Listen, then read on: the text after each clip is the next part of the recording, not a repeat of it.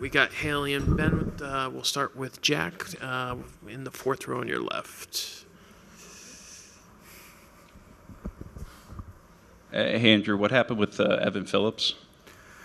Evan came out of the game Sunday and just wasn't rebounding the way that he was hoping. He tightened up some after that inning. Said, hey, I can go back out. Doc and Mark Pryor in that moment were like, hey, this doesn't make sense right now. Each day's gotten better, but not to the point where, obviously, first and foremost, we're not going to put him in harm's way. And there's enough ambiguity around it. It's not clear. And the way the Major League Injury Replacement Rule is written, we wouldn't be able to replace him in that it was something that was pre-existing. And so just balancing and weighing all of that, this was a decision we came to. How big of a blow to the bullpen is that for this series? Yeah, obviously Evan's been a huge part of the success we've had in the bullpen. Getting Alex Vesia back and Brusdar Graterol obviously is really big for our pen. We've got a lot of talent down there.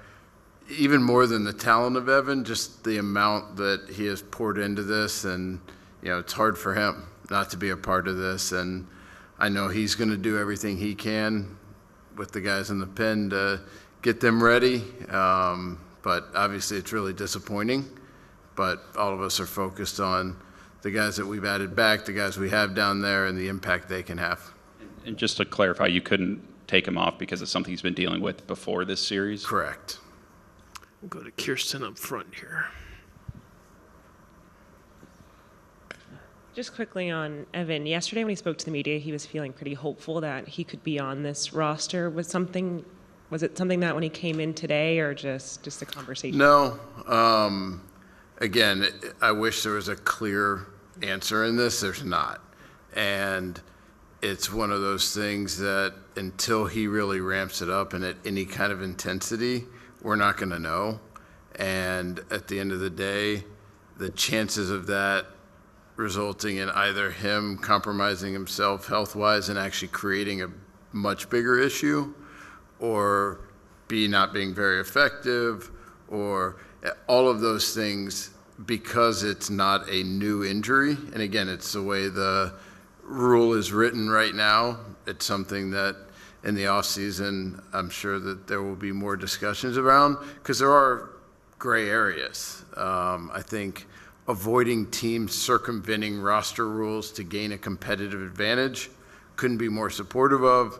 I think there are ways to work around this, but that's not for now. That's not the focus right now.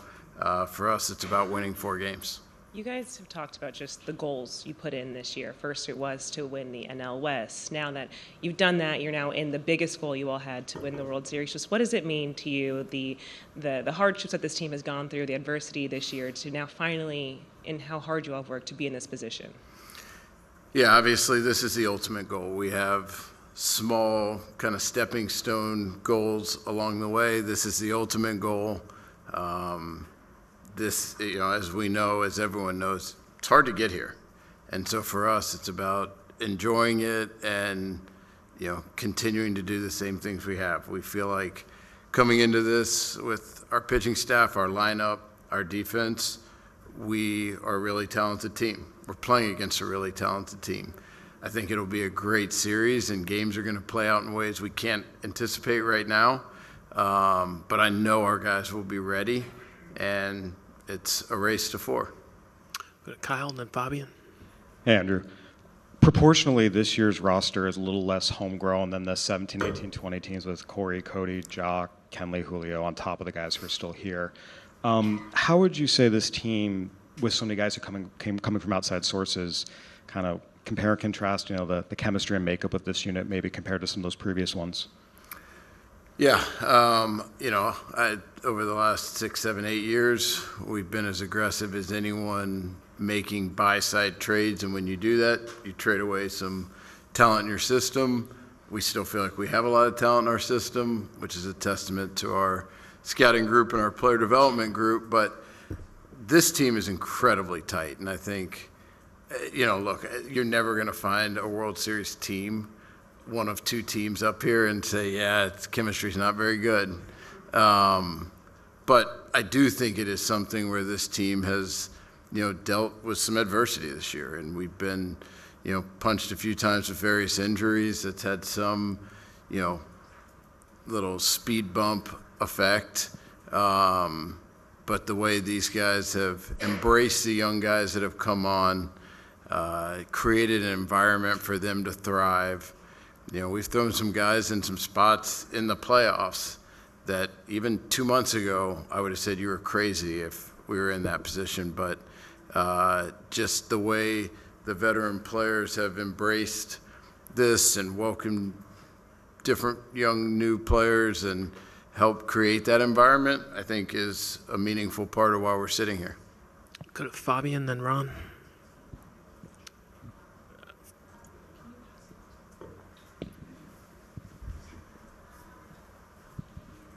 Hey, Andrew, one more thing on Phillips. Is he going to be completely shut down, or is he an option possibly if you guys need to make a roster substitution later on?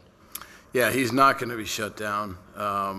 Again, we didn't have the clarity we needed, so we'll continue to use these days to assess day by day, making sure that we're doing the smart thing by him, by us, each day. And what that means tomorrow, it's hard to say, but no, it's not shut down. And obviously, there's so much made about your offseason. How much did the way Shohei's contract was structured maybe change how the offseason played out, and how different did it wind up looking than maybe you originally had even in your wildest imaginations turned out?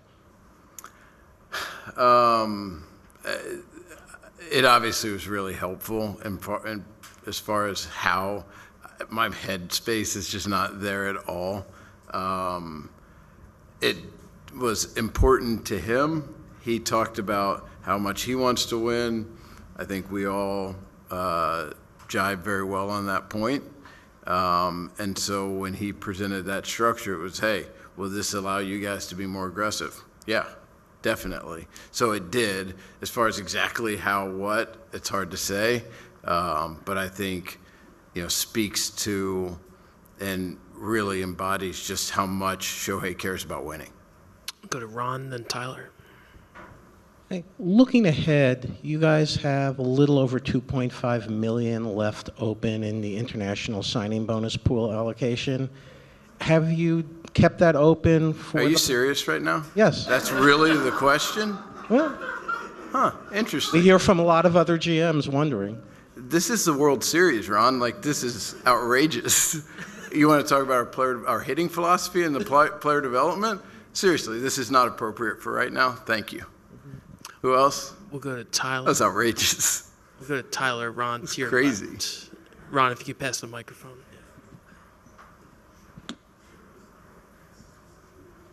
Yeah, Andrew. Even teams with a lot of resources sometimes miss the postseason. The Yankees last year, something happens along the way. You guys have made it. You've given yourselves this chance every year. What is the biggest reason you think that you've been able to sustain that beyond just the fact that you can afford a big payroll? Yeah, I mean, it's hard. It's hard to get to this point. It's hard to withstand things that can go on during the course of a season. If I had to give one answer, I would say it's collaboration. I think between our scouts, our player development, our pro scouts, our analysts, our front office, that just allows us to work in concert.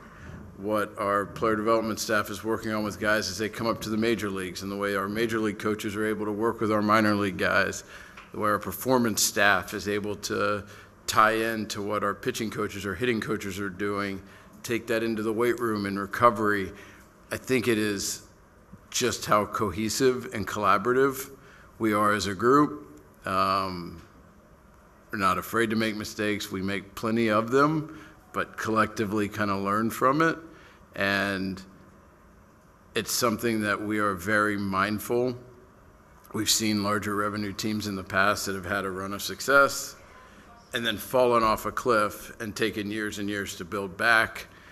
We have worked very hard at the art of how to kind of balance the now and the future to put us in position to, have a chance to win a World Series every year. That's our goal, and that is our focus, obviously, right now and each year. And I think it's just how cohesive all the various departments and people are together that's enabled that or helped in that. Dave Roberts is obviously a big part of that cohesion. What have you seen from him this year specifically that, in terms of handling challenges he didn't have to do previous? Yeah, I mean, I got asked this after we won the NLCS of, hey, is this Doc's best managerial job? I think he's been good every year. Again, this is something that is very much a results-based narrative that comes out of October baseball. And depending on what the outcomes are, the narratives come with that. And that makes sense. I get why it happens. But he could have handled something really well, and our player or players, something happened where we just didn't execute. We didn't perform. Something happened that I don't necessarily think it was a decision-making point. I think he's been extremely consistent with his optimism, with the energy he brings, with how good of a job he does of putting our players in positions to succeed. Those are the big picture points, and I think he's really good at that, and I think he's been really good at that. Do a couple last ones before Doc gets here. Zach on your right, Andrew. Zach Brazil, New York Post. Was Shohei pitching in the playoffs ever something you thought was a possibility, or was it just kind of a non-starter and nothing that ever was close to something you guys really thought could happen?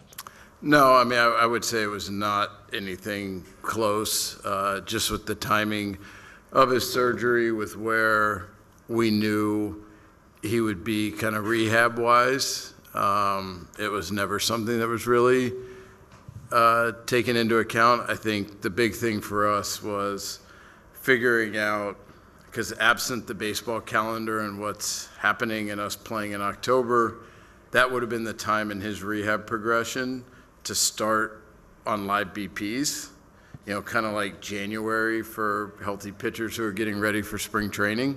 And so the question was, okay, as we're playing these intense games, do we layer that part on right now? Do we wait? Was much more the question than him actually pitching in these games. Go to Bill Plaschke. Andrew, how do you react to people who say these two teams are just here because they spend the most money?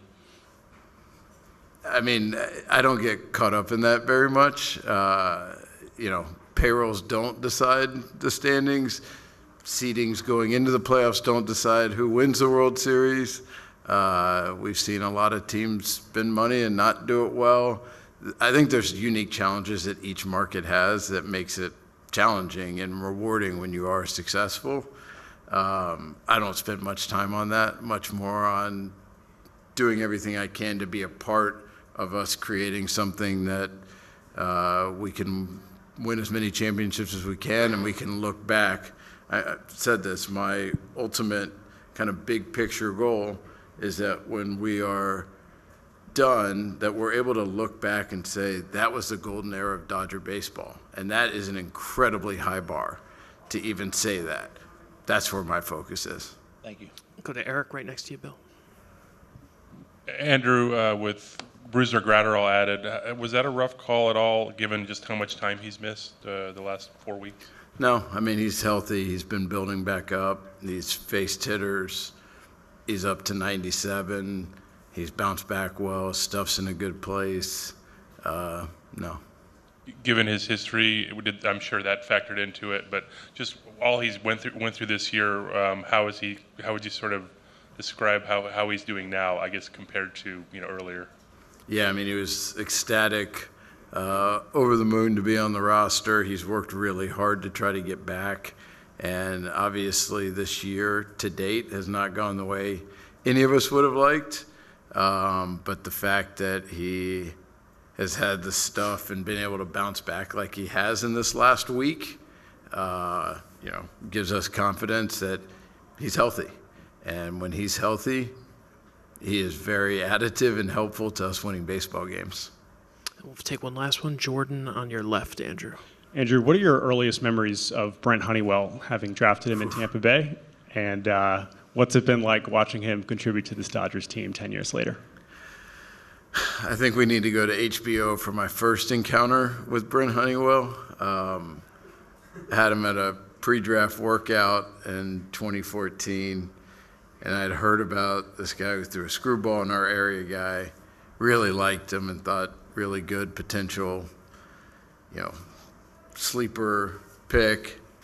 So I went up and introduced myself and asked him if he threw a screwball. And again, this is where we need to transition to HBO. His response was very entertaining.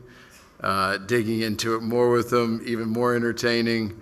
The competitiveness, the confidence is something that he had then, he continues to carry with him today, which I think has enabled him to have the success he's had. He's had a lot of adversity with various injuries, but the way he's bounced back just speaks to who he is. But there are some really good stories that unfortunately are just hard to tell in this setting. All right, Andrew, thanks so much for your time. Appreciate it. Thank you, guys.